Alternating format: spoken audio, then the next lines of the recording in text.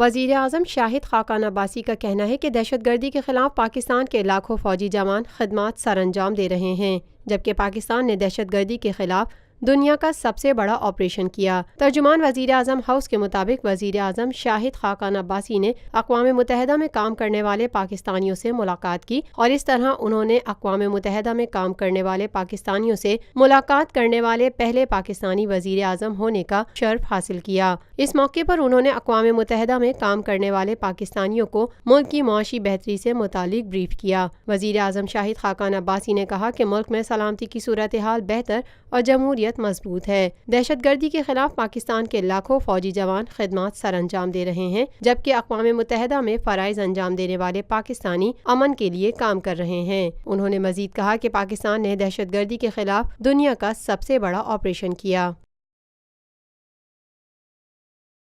Lotus Lake Towers, a groundbreaking endeavor by Lotus Properties.